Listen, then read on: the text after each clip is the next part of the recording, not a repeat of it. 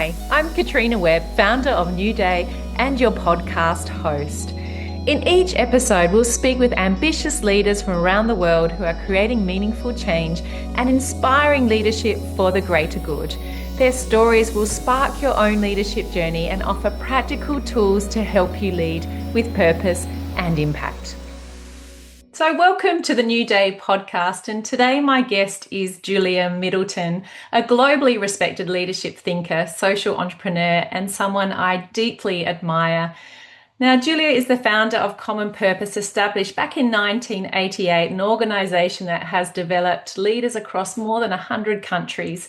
She's also the founder of Women Emerging, which was launched in 2020, which is a movement that helps women find, own, and lead in ways that are true to themselves rather than how they've been told leadership should look like.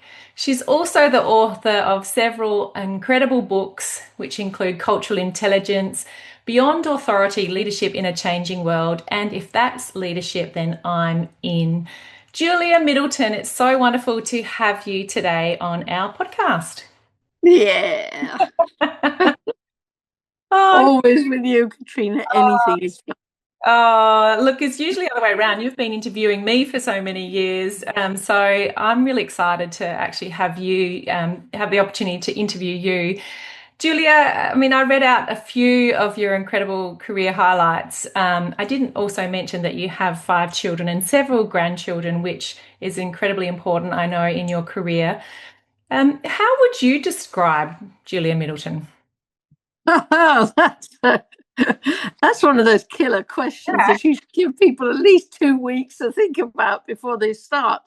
I would describe Julia Middleton as a rebel, as a mother stroke grandmother, as somebody who's passionate about leadership, because I was taught that fish go dead from the head and that leadership is crucial. And that means all of us, not just half the population.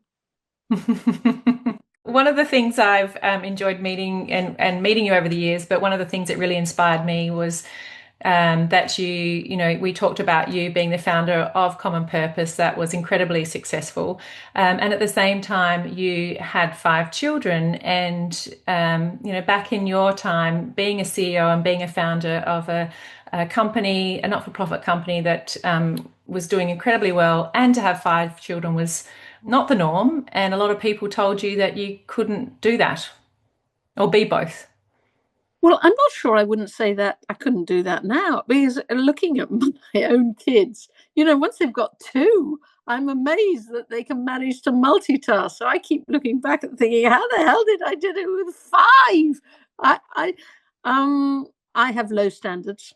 I don't care about lots of things like matching socks, but I am very, very clear on the things that I would expect them to do, so that if my kids met somebody new, they would be expected to make those new people in the room feel like they are the most important people in the room, and not just ignore them and go and play their toys. So I had a few very clear things, and then lots of things I didn't mind about. And I think I also was really clear from the start that I couldn't do everything. So I had no social life. I had no me life.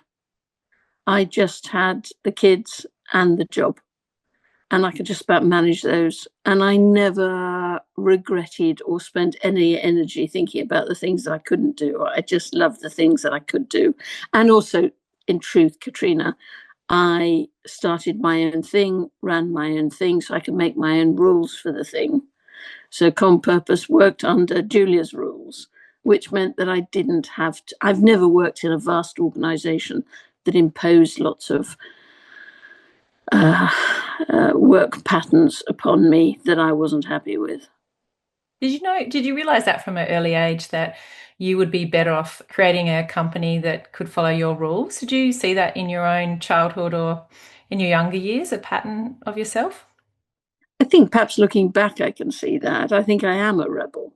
I realized sometime in my 30s, perhaps even earlier, that I would be impossible to lead. I don't think that's actually strictly true, that I have to have a certain kind of person leading me, or otherwise it's not going to work. But I knew I was a rebel. I knew that if you gave me a rule, I would say why, and would find it irresistible to break it if I possibly could. So I knew I was a rebel. No, I don't think I'm as thoughtful as many people are. I just have energy and go for it. So why leadership? What was the moment where you thought that you could influence and have a career in helping people understand what leadership is and improving leadership for others? I was educated French, so there's no word for leadership in French. Leadership. So it was never on my agenda. I didn't know, I'd never thought about the concept in any sort of way. Even when I was leading as a child, which I probably was at some points, I didn't recognize it as leadership. Then when I came back to Britain, so I'm 67, so I'm of a generation where my parents would have fought in the war. Yeah. And there were so many people who had a sort of military approach to leadership, which was in those days full of rules, full of hierarchies, full of constraints. And so I didn't like the idea of leadership at all.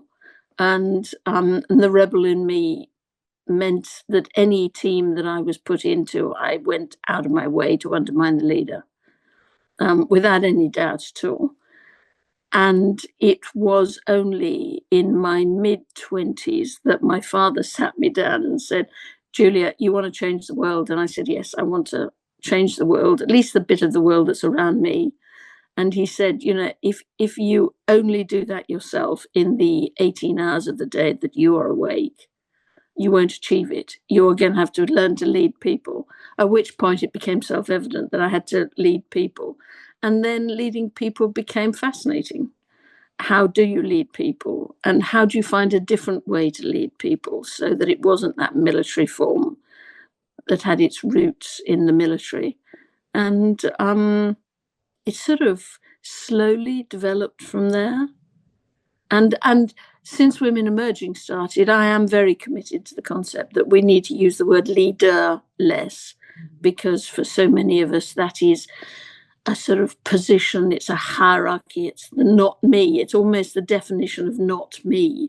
And the amount of women who say, I'm not a leader, but the truth is they're leading every day. So if you say to them, okay, so if you're not a leader, are you leading the verb? The answer is yes. So I'm very committed to the idea of using the action of leading rather than the position, the hierarchy, the status, the power, the thing that I have to maintain.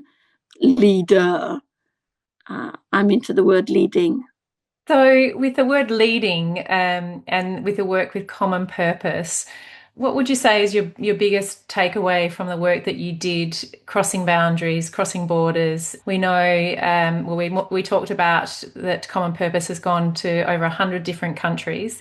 What was your biggest learning in terms of if people are leading in different countries and cultures, what did you learn?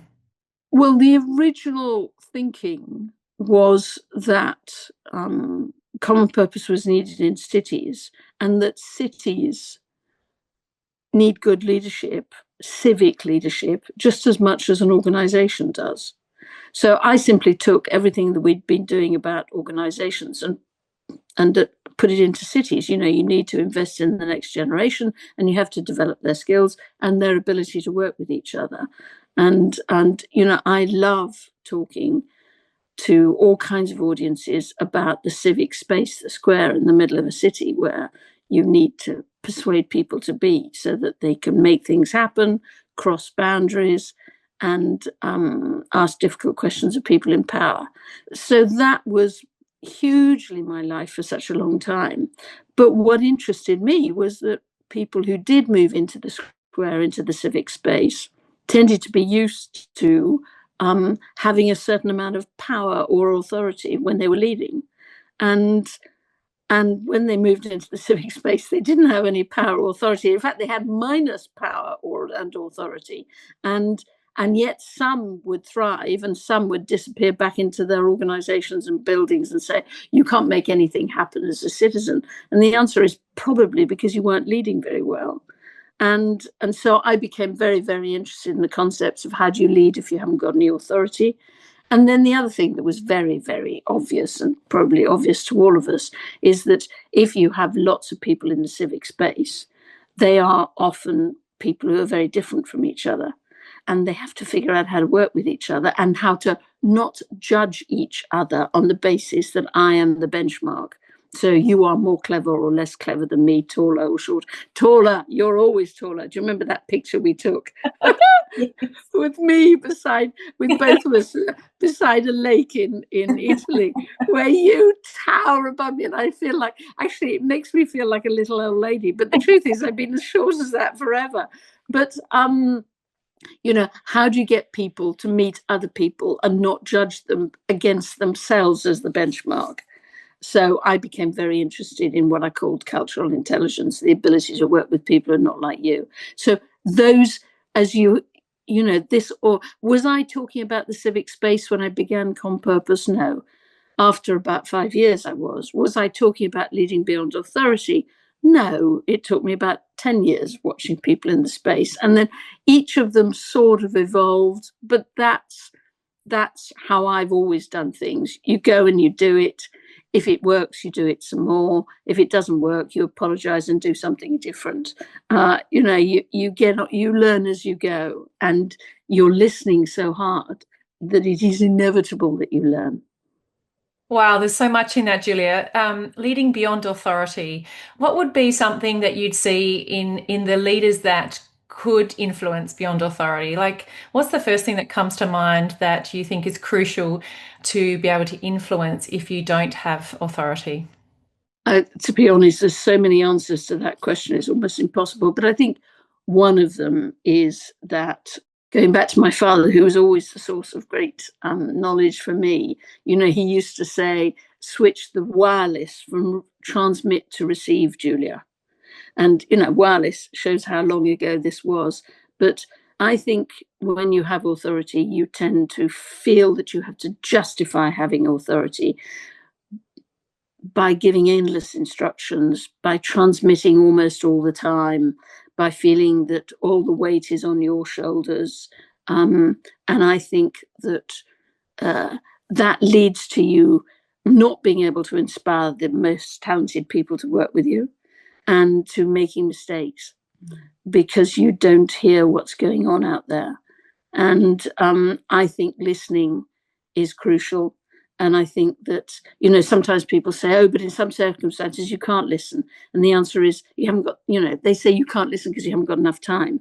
And the answer is, there is always time to listen. Even if you're only listening for 2 minutes before you act, you listen to what people are saying. And if they are used to you listening, they will be able to express what they're thinking in 2 minutes. And also, they will know it's worth expressing it to you because they have experience of you actually listening and changing your mind as a result. So I think almost certainly, receiving rather than transmitting all the time. Oh, I love that. That's a really good thing for many of us to think about. I was thinking about one of my friends who was actually in one of our podcasts. Dr. Sharing Lama often would remind me in programs that, we've got 2 eyes, we've got 2 ears, and we've got 1 mouth, and we should remember to use them in those portions as well. So it's a really good one to think about, speaking less and listening more. We also talked about cultural intelligence in that space, and I'm sure leaders that can lead beyond authority have really good cultural intelligence because they can, or maybe listen to people. Or do you think it's important that they develop their cultural intelligence to lead without authority as well, Julia? I can think of lots of people who can lead beyond authority as long as they're leading people who are like them. Yeah. Mm-hmm. Mm-hmm. And I think the real challenge, and particularly today, when there are so many people, and I use the word leaders deliberately, there are so many leaders who are deliberately using differences to divide people and therefore rule them. I think we need lots of us who can work with people who are not like us. If you don't, you leave too many people out and they end up biting you in the bum. If you don't, you miss out on different angles, different ideas. You have to develop cultural intelligence, the ability to work with people who are not like you. And not like you comes in all kinds of different forms. It's of course sometimes in like the color of your skin. It's the way you think. I mean, I one of the well, you were on the first expedition. I found it incredibly tough to lead that expedition. We were an incredibly diverse group in all the obvious ways, but it was the less obvious ways that were tricky. There was half the group that over the 10 months of us exploring wanted a KPI for every single month. And then there was another half of the group who wanted to let everything free flow as much as you wanted. And trying to keep that group together, who were so different in their approach to absolutely everything. And I found it particularly difficult because it was so obvious that I belonged to one of the groups. I was a free flower. And so, that really pushed the cultural intelligence. And I failed on a number of occasions of doing that. So cultural intelligence is about the obvious differences. And there's so many other differences between us. And the danger is that you sort of write off everybody. I could easily have said, let's just have an expedition full of free flowers, and sort of dismissed all those people who wanted the KPIs for every month. But it was the ability to try and hold the two together.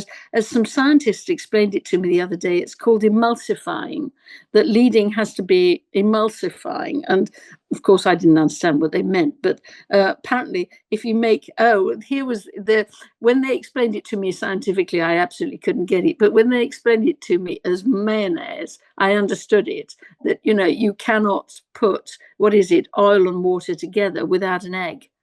You need the emulsifier to make the impossible work together. And how can we be emulsifiers? And I thought that was an absolutely fascinating concept. But yeah, cultural intelligence, I think, is tricky. It's tricky. And as you just said, you made mistakes, and developing cultural intelligence, you will make mistakes if you choose to work and lead with people who are not like you in many different ways. Julia, for people that have never even maybe heard that concept of cultural intelligence or CQ, and I encourage people to Google Julia Middleton and to type in cultural intelligence, because you've had a very successful TED Talk, and also you've been a very successful author. How do you start developing your cultural intelligence? Because we've probably heard a lot about IQ and EQ, but when you hear this CQ, how does an individual start to think about developing their own CQ? I spent a long time writing that book, talking to people who I thought had this extraordinary ability to walk into a room and not cause friction, and to be the emulsifier. And I came to the conclusion that the ones who were particularly good at it and prepared to share their secrets had figured out what I would call their core and their flex. What was in their core, that if they stopped thinking it or doing it, they would no longer be themselves, right? And people say, oh, you mean values? And I don't mean values. I mean everything from values to how you walk, how you greet people, everything, behaviors. So what is in your core and what is in your flex? The stuff that you will adapt to all the time. And again, people say to me, oh, flex is all the stuff you haven't made your mind up on. And the answer is no. Let me be absolutely clear. I have made my mind up on it, and I've decided to be flexible about it. And that is the beginning of a long proposition about core and flex. But I think that some people are vastly core. That's the dominant part of them. Everything is core, and everybody else has to adapt around them. Vast core, tiny flex, which I think is an incredibly dangerous situation. And I always illustrate that with my grandparents. And And then you find people at the other extreme who are all flex and a tiny little core. And who are they? You don't know who they are. And if for me to allow you to lead me, I need to know you a little bit and to trust you. And if you won't show me what the core is, or you haven't even got one, I don't think you're going to be able to lead me. So core and flex, the whole thing works from the point of core and flex. And I think people who've figured out what is in their core and, for example, who don't get to 67 like I am and let their core creep up on them because they become convinced that they know everything and that everything is core, understanding core and flex is crucial. Julia, give us an example of something that's in your core and something that's in your flex. Well, my favorite example is my son's wedding, which was in Bangalore, to a wonderful young woman who now has 3 of my grandchildren. And I remember people saying to me, "So will you wear a sari?" And I said, "No, of course I won't wear a sari.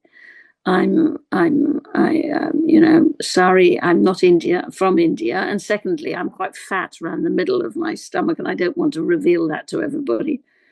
And so I got really stuck on this. No, in my core, I wouldn't do that. I'm embarrassed about my body. That is in my core, sadly, and I don't want to be a fraud, pretending I'm something that I'm not. That's in my core.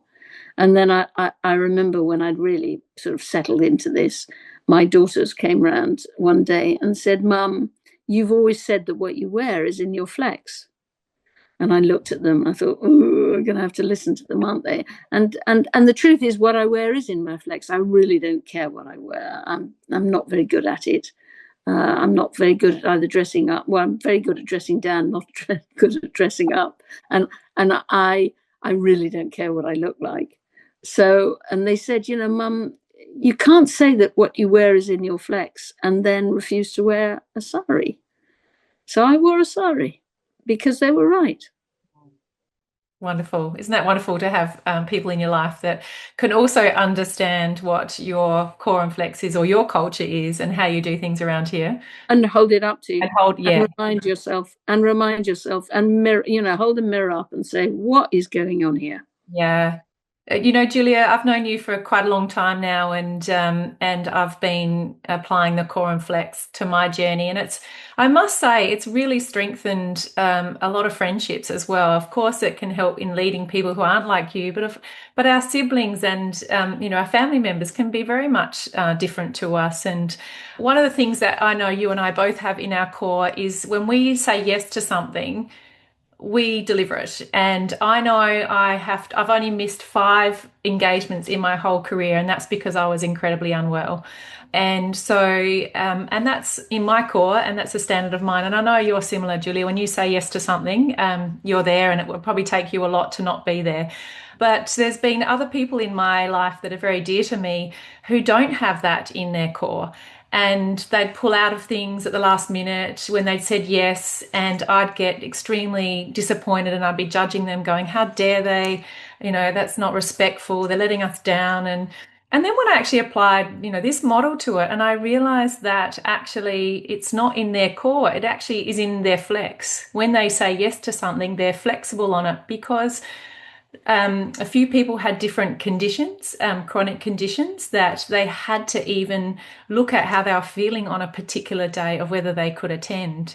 And when I finally understood that and realized that I was judging people based on Katrina Webb's core, and my core is, there's some pretty high standards in my core of being a gold medalist and being a high performer. I wanted to thank you for giving me that understanding to be able to see that we all have different cores and flexes. We are different people, and not to judge people by our own standards. But also to reveal it. Yeah. And, I meet many people who say, if you're going to lead, do you have to reveal your core? And the answer is yes. It's yes. You can't ask of people that they give so much to you, including they give you the permission to lead them, if you won't tell them who you are. And even in who you are is the timing. You have to share that. And I think it's one of the great mistakes that people make, that they think it's intrusive. I think it's part of the deal. If you're going to lead, you have to. And let's face it, you and I have spent a lot of time over the years persuading people to lead, or persuading people to recognize that they are already leading. And we're pretty guilty here. We're encouraging people to do something that's incredibly painful, very hurtful. Leading is really tough. You spend the rewards are huge, because you see people achieve things that they never dreamt that they could possibly achieve. And you make change, and boy, do we need change. But the price of that, let's face it, it's heavy. You live with mistakes. You live with your mistakes that other people suffer as a result of. And as that, do you remember Falawi, who was on the first expedition, the first women emerging expedition with us? I remember her saying to me, if you want to be liked, then go sell ice cream. Don't be a leader. Yeah, I've re-quoted that one a few times actually. It's a really good thing if people are listening and thinking about their own leadership and whether they are leading or want to lead or don't want to lead. All is fine, but if you're going to do it, then make sure you do it in a way that can help bring the best out in people, and to realize that we are all different. So, Julia, if you understand your own culture, which I love.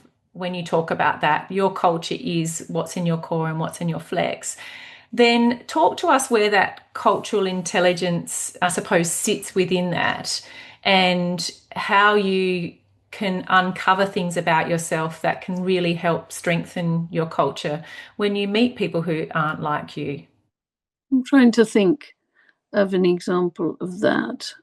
You're endlessly sort of unpicking, and here's a really simplistic and pathetic example, but I remember, I have a certain concept of what being on time is. And then I went and worked in Ireland, and they were laughing at me. And I said, "Why are you laughing?" And they said, "You've got that sort of British sense of, everything's got to be on time. 5 minutes late's not the end of the world. Stop judging everybody who comes to the meeting 5 minutes late already, that they're wasting people's time. Chill out was largely the message. And that was, if I'm honest, that was pretty tough to adapt to. It was also quite difficult to be told that I was so British, because I've never thought of myself as that British. So that was really, whoa. And then I remember working in Germany and suddenly realizing that unless you arrived 10 minutes early for a meeting, you weren't on time. You were being discourteous if you arrived exactly on time. You had to show your courtesy by arriving 10 minutes early. Now, that rather blew me, because I suddenly realized that for years, everybody in Germany had thought I was a rude, horrible witch. And they'd already dismissed me before the meeting had even started. So it's this endless relative terms and sort of understanding. And you could, I've given that as an example of time.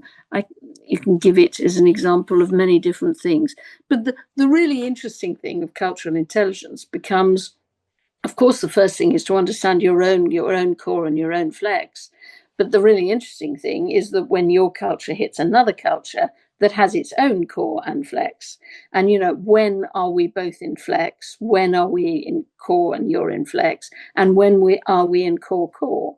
And the worst mistakes, I think, happen when we all assume we're both in flex, and actually we're not.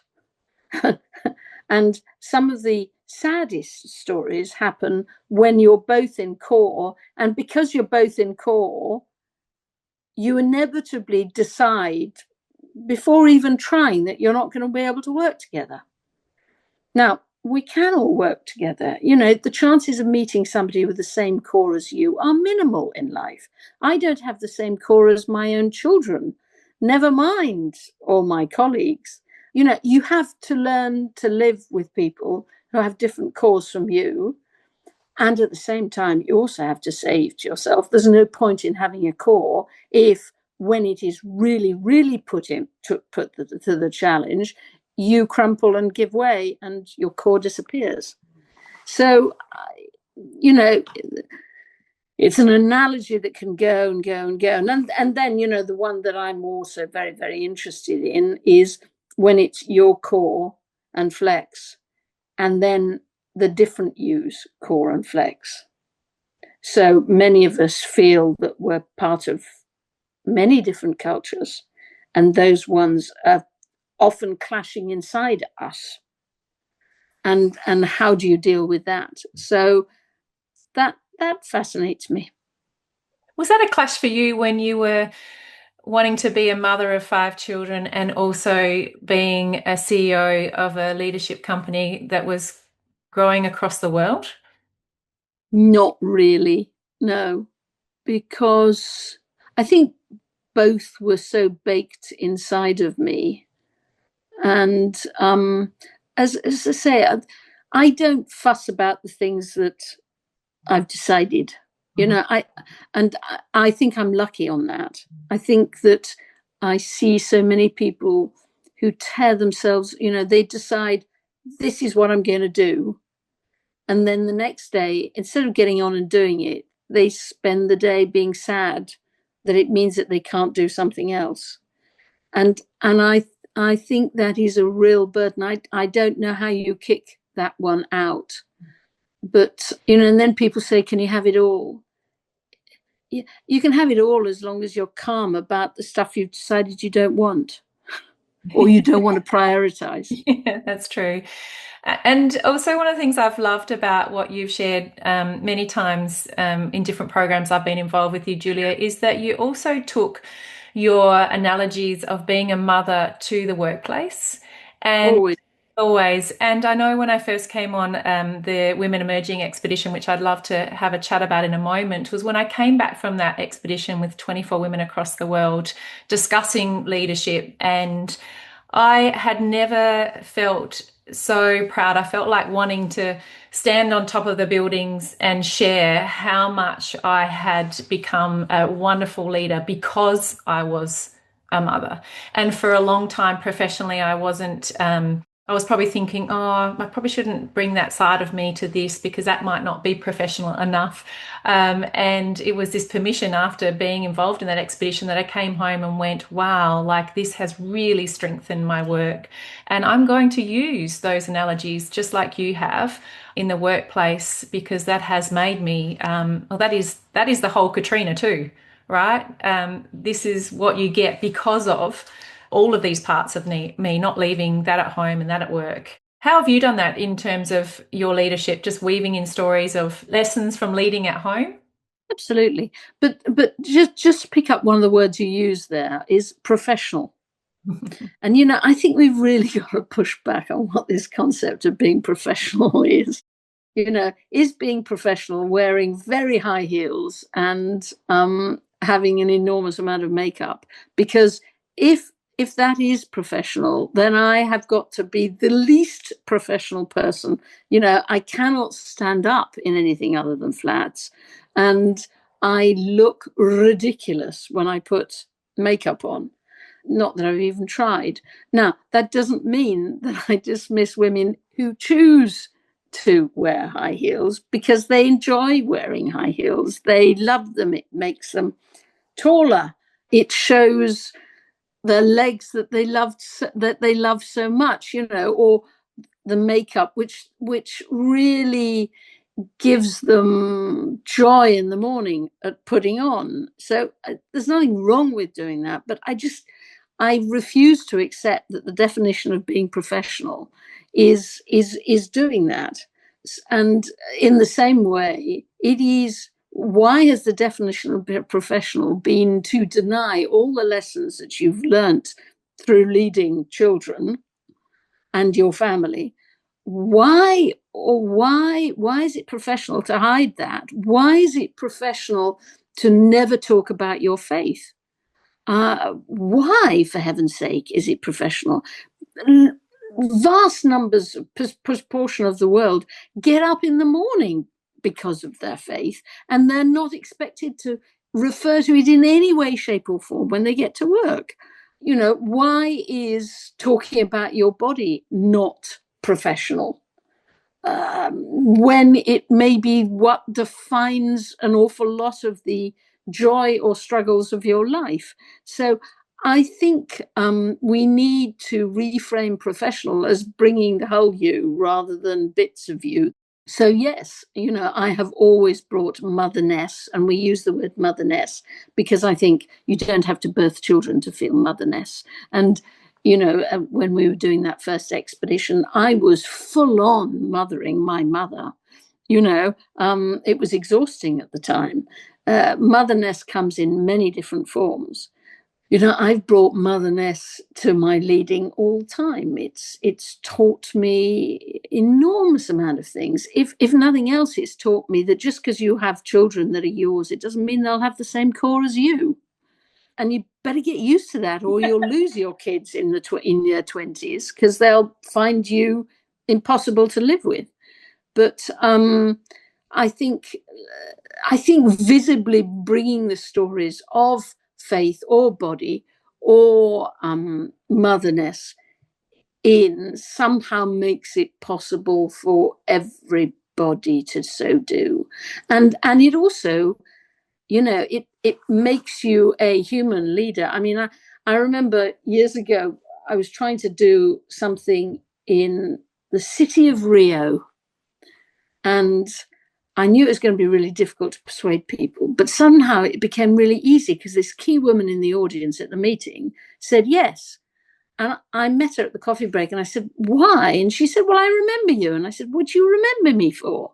I've never met you. She said, no, you once did a speech where you talked about how just because your mother-in-law expected your children to have matching socks, if you didn't care about matching socks, you didn't just do it for your mother-in-law. I laughed. She said, I've never forgotten the matching socks story. It's those human stories that make you memorable. It makes people trust you. They can figure out who you are. And sometimes they can adopt. I doubt her children have matching socks either. But I think, and it's important to say that 2 of my children have matching socks, and now that they're grown-ups, and 3 of them don't. So, I'm not expecting them all to be like me. But, if you do use the human pieces, you can often connect because you're connecting with other human beings, not necessarily with other professionals who think that you can't. Yeah. Wow, Julia, there's so much in that you've said. And I know there's a story that I do like. I'm still unpacking, and a part of what I've learned from you around core and flex is you'll find things in your core that maybe you don't like anymore. And one of those was for me around putting makeup on, and in my core, coming from my lineage where my mum wouldn't leave the house unless her hair and makeup was done. Either was my grandma, and this sense of that was looking like you had it all together or you were professional enough. And so I've carried that one in my core. And now I have 3 sons. And I remember one day I was putting makeup on to go out to do a keynote. So I can wear makeup and not wear makeup, but I do always put it on when I'm on stage. And the boys said to me, why are you putting makeup on, Mum? And I actually didn't even really know how to answer that, except for that it was something maybe that made me look professional from my lineage, of learning from my lineage. And then they went on to tell me that I looked better without it, that I looked cute. And I just found that feedback from the boys really quite incredible for me to challenge my own self around when you find something that's in your core that sometimes you didn't even choose to put it in there, like it's just come through your lineage. And if it doesn't sit right with you, then you can do something about it. Yeah. Absolutely. And you can find things in your core that are much, much worse than makeup. You can find things in your core where you think that is really, really wrong. That is not a judgment. That is a prejudgment, and it's pretty unpleasant. And you may well have never known it was there. It sort of suddenly spouts out of your mouth, and you go, where did that come from? And then you sit back that evening and you think about it, and you sort of recognize where it comes from. And then I think you have a choice. You either move that deliberately to your flex and think, that is outrageous, I'm not thinking that anymore. Or you have to accept that it is baked into your DNA now, and there is no way you can stop having that gut reaction. It is so deeply baked in. But you can make it your problem rather than everybody else's problem. You can manage it and deal with it and counterbalance it, even if you can't get rid of it. I love that, Julia. I love that. Julia, one tip, what core and core collide could be you and a colleague, it could be one of your children, as you said, when your cores are completely different. What's one thing that you can get us all thinking about if you do come across two cores colliding? Well, they collide, and that's beautiful. That's fantastic. If your cores aren't colliding with somebody at the moment, then go, stop talking to people who are like you all the time. Cores colliding, that's where the energy comes from. And no one wants to be where there's no energy. The energy of cores colliding. Colliding doesn't mean crashing. It just means colliding. It doesn't mean meeting. It's more than that, but it's not a crash. So, colliding cores, I don't know. If you haven't experienced it for a while, make sure over the next month you work with somebody who is at least half your age, and if you're my age, a third of your age, or go to supper in a place where you would never normally be seen, and spot your own responses. So colliding is great, yeah, and you can manage that, and you don't have to agree. There's a woman I met recently. In the first sentence, she said something that so offended everything I believe. If we hadn't been on Zoom, I probably would have strangled her. But we managed to get through it, and the rest of the conversation was absolutely fascinating, because I don't agree with her, but I now understand a few things that I didn't understand before, and understand things about her, about the culture around her, and about me. So that's all cool. But there will come a point, inevitably, but it is rare, and you don't want to assume it happens often. But Julia, where what are you doing? are so aggressively, True. then you've got to walk. You've got to call it out and walk away. Because otherwise, if you're not prepared to walk away, then it's not really in your core. That is very true. What do you do though in that moment where that person said something? Do you keep curious? Do you stay connected? Like, what's happening internally? Yeah, you keep curious. Yeah. You keep curious. You keep curious, and often you use the secret ingredient of all the best leading. It's the secret ingredient. It's the secret action that so many people forget. It's so powerful. You smile. And smiling is so important. And you smile with the whole of your face, including your eyes. You don't just smile with your mouth. You smile with your eyes. And that means that the other person mirrors your smile very often. And I've just been leading an expedition. There are 3 or 4 women on the expedition. About halfway through, I said, you have got to figure out, you've got to start smiling, because you can't lead anybody if you don't smile. All 3 were completely unaware of the fact that they thought it was professional never to smile. So I think that you just send messages of, I'm not walking away, I'm in here. I'm in here. I'm not walking away. I'm in here. Join me in here. Let's figure out what we're talking about here. Wow, that's wonderful, Julia. I just love what you've said there. Coming to a close, and I think I need to do another session with you and another one and another one. There's so much that you've had an incredible career, and you still are. I mean, you're still deeply involved in what we now call Women Emerging. Please check out Women Emerging. There's a website, there's a LinkedIn, amazing LinkedIn community, and you've also recorded over, I think, 170 podcasts now of women across the world. Tell me, what has Women Emerging taught you? What has Women Emerging taught me? Again, a simple answer doesn't do Women Emerging justice. It's taught me that it doesn't take that much to persuade women to do it their way. It doesn't take much to persuade women to do it their way. Can you give me a little bit more? I think that women have switched themselves off and sort of conformed to a version of what is professional and what is leadership, and feel uncomfortable with it. And I saw the next version of The Devil Wears Prada is out next year. But, there are many women who can feel themselves sort of sliding towards Devil Wears Prada to somehow fit in, and feel pretty uncomfortable about that.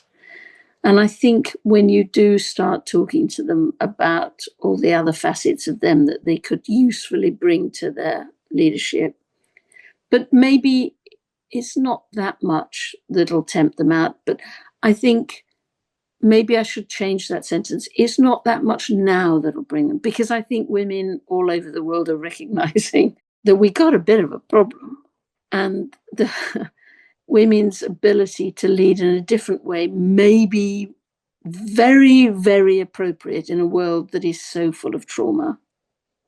Women's ability to work across the generations is probably very, very important when we've got so many young people who are so angry with us all.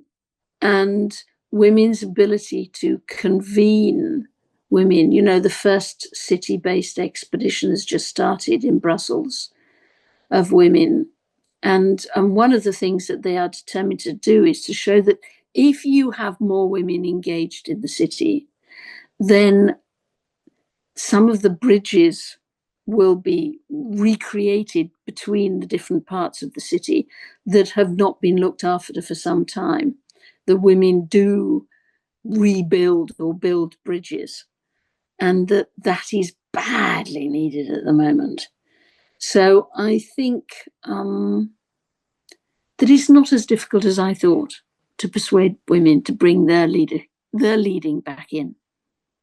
And finally, Julia, what's your hope for leading in the future? That young people choose to do it rather than look at what's going on at the moment and think, I don't want to do that. That's what I did when I was 20, 21, 22, and I wasted 5 years, undermining leading. I think young people, we've got to get in now and lead and lead and lead and lead and lead change. And as my son charmingly said to me, Mum, I can forgive your generation 10 years ago because you saw climate change happening, but you didn't know what to do about it. Now you see it happening and you do know what to do about it, but you're not doing it. And I think, it calls all of us to bring people together, to inspire young people to believe that change is possible and to get on with it. Because otherwise the deck chairs are stacking up. Wonderful. Julia, thank you so much for joining us today on our New Day podcast. So much knowledge and wisdom, ideas for us to take away, to think about and learn. And so many good questions, Katrina, so many good questions. And keep being that rebel, Julia. I love it. Every time I get a phone call from Julia that says, can you be a part of something? I always say yes, because I know you always inspire leadership for the greater good. Julia, thank you so much for joining us. Lots of love. Thanks for tuning in to the New Day podcast. For more inspiration and tools to lead for the greater good, visit newday.world. Keep leading with purpose, and we'll see you next time.